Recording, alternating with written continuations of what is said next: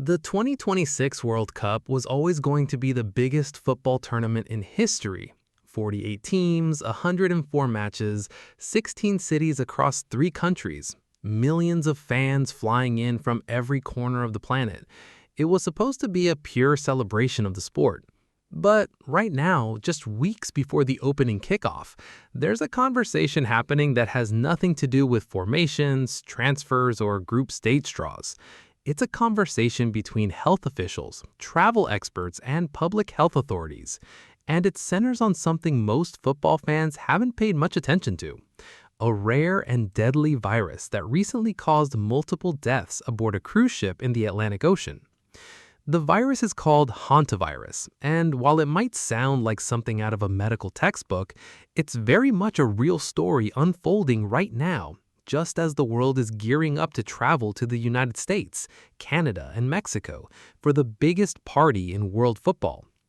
Now, here's the thing. Nobody is saying the World Cup is in danger.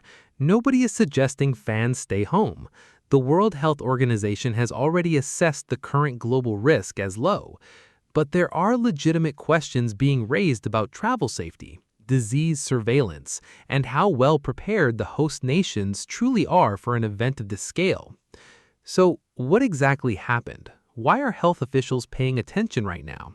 And what does any of this mean for you as a football fan heading to FIFA 2026? Let's get into it. To understand why this conversation is happening now, we have to go back to early April 2026. A Dutch expedition cruise ship called the MV Hondius departed from Ushuaia in the far south of Argentina. On board were 147 passengers and crew from 23 different countries, a truly international group, much like the kind of crowd you'd expect at a World Cup stadium. The ship's route took it through some of the most remote places on Earth: mainland Antarctica, South Georgia, several remote Atlantic islands, and eventually St. Helena and Ascension Island. Somewhere along that journey, something went very wrong. The first passenger, a 70-year-old man, developed fever, headaches, and gastrointestinal symptoms on April 6th. He died on April 11th before any clear diagnosis was made. His wife fell ill shortly after and deteriorated on a flight to Johannesburg. She died in an emergency department on May 26th.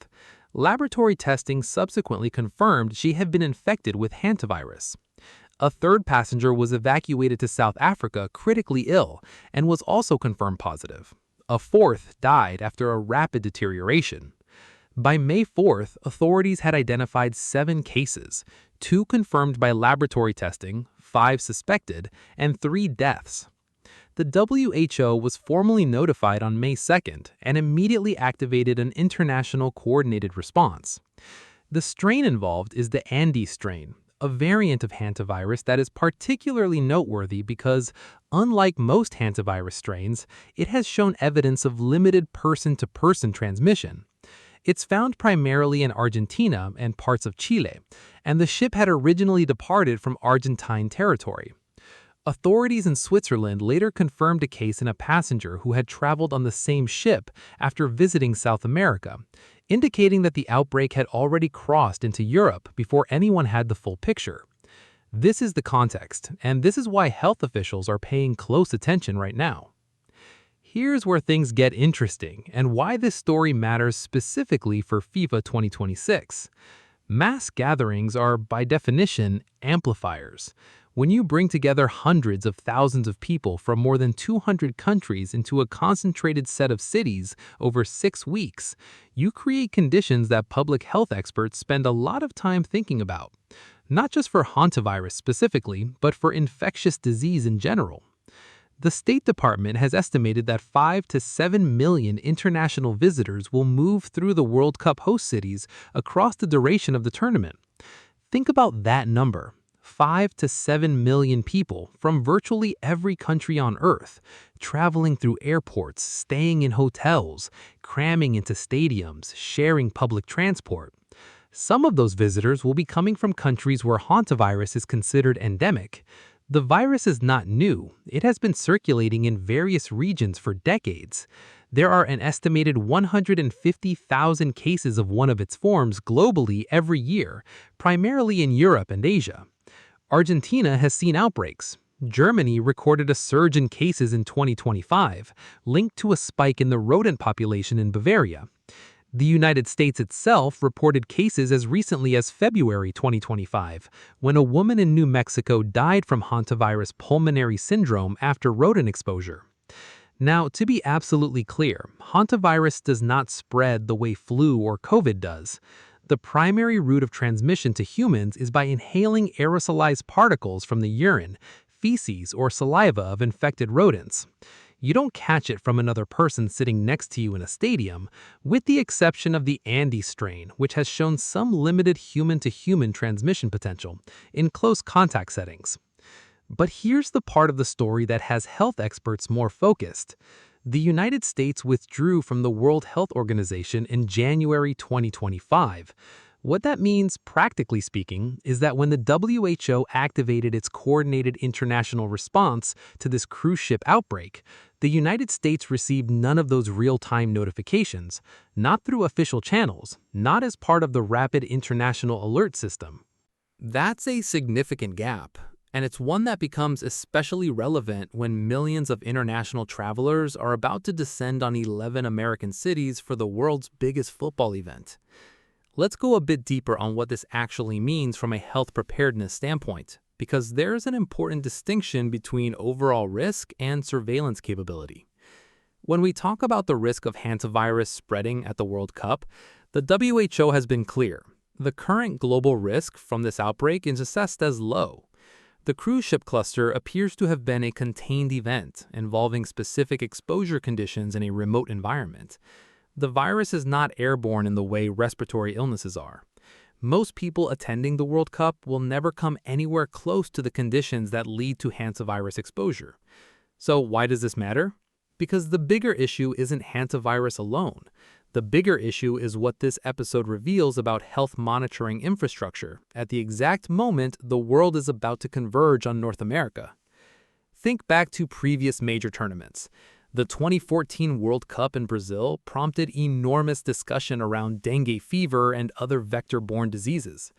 The 2022 World Cup in Qatar came during the tail end of the COVID-19 pandemic and involved complex health screening protocols. In both cases, robust international communication frameworks helped authorities stay ahead of potential outbreaks. In 2026, the host country sitting at the center of this tournament, the United States, which is staging 11 of the 16 host cities, is operating outside of that real-time WHO notification system. That doesn't mean the CDC and local health departments aren't capable. They absolutely are. But it does mean there's a gap in the information pipeline that health experts have publicly flagged as a concern. Infectious disease moves faster than borders. It doesn't wait for diplomatic frameworks to be resolved. An illness incubating in a fan flying in from South America on a Monday might only show symptoms by Wednesday, by which point they've passed through an airport, taken public transit, shared a hotel corridor, and sat in a stadium with 60,000 other people. The hantavirus outbreak on that cruise ship demonstrated this principle almost perfectly. Passengers from 23 nationalities dispersed across multiple continents before the full picture was even clear. One confirmed case reached Switzerland. The system for WHO member states worked. The alerts went out, the coordination happened. But the United States, hosting the majority of World Cup matches, was not in that loop. Public health experts have been raising this issue, not to alarm anyone, but to push for enhanced bilateral communication and local surveillance protocols in the lead-up to June 11th. Now, let's bring this back to what it means for players, fans, and the tournament experience itself. For the vast majority of World Cup attendees, this story will remain firmly in the background. You'll fly to your host city, you'll get to your stadium, you'll watch your team, and you'll go home with memories that last a lifetime. That's the expected experience for millions of fans, and there's no credible reason to expect anything different. But it's worth being a smart traveler, and what smart travelers do is exactly what health authorities are already recommending. If you're heading to the World Cup, particularly if your travel involves stops in South America, or if you're visiting areas where rodents may be a factor, basic precautions matter. Avoid contact with rodents or rodent droppings, especially in outdoor or rural settings. Keep food stored properly. Be aware of the early symptoms of hantavirus, which can initially resemble flu, fever, fatigue, muscle aches, headache. If those symptoms develop in the week or two after potential exposure, seek medical attention and mention your travel history. Early detection makes an enormous difference. Hantavirus pulmonary syndrome, the most severe form common in the Americas, carries a mortality rate of around 38% if left untreated. But the key word there is untreated. The earlier it's caught, the better the outcome. For the players themselves, the teams traveling to North America from regions where hantavirus is endemic will likely be briefed by their medical staff. National football associations take health precautions extremely seriously ahead of tournaments of this scale, and the preparations that go into keeping a squad fit extend well beyond what we see on the pitch. The stadium environments themselves, modern, purpose-built, or heavily upgraded venues in major cities, are not settings where hantavirus exposure is a meaningful concern. The virus doesn't travel through crowds. It doesn't spread through contact with other people. The risk profile for a fan in a 60,000-seat stadium is categorically different from the situation on that expedition ship sailing through remote wilderness environments. But that doesn't mean awareness isn't valuable. It just means the awareness is proportionate.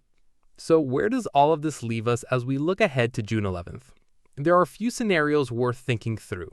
In the most likely outcome, and the one public health experts themselves consider the most probable, the World Cup proceeds without any major disease event. The combination of local public health infrastructure, enhanced surveillance protocols, and basic traveler hygiene keeps any incidents isolated and manageable. Fans travel, watch incredible football, and the only thing spreading is joy and national pride. In a more challenging scenario, we could see sporadic imported cases of various illnesses, including potentially hantavirus, that require careful tracking and management by local health departments. This isn't unusual for mass gatherings of this scale.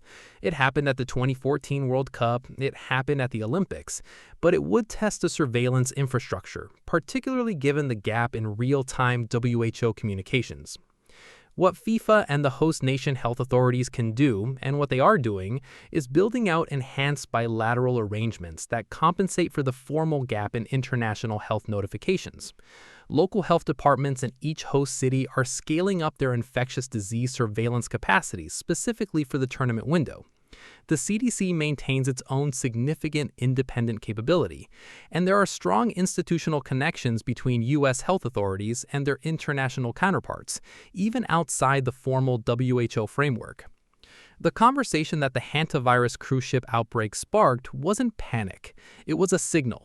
A reminder, at precisely the right moment, that the most complex mass gathering event the sport has ever seen is arriving during a period when global health communication frameworks have some notable gaps.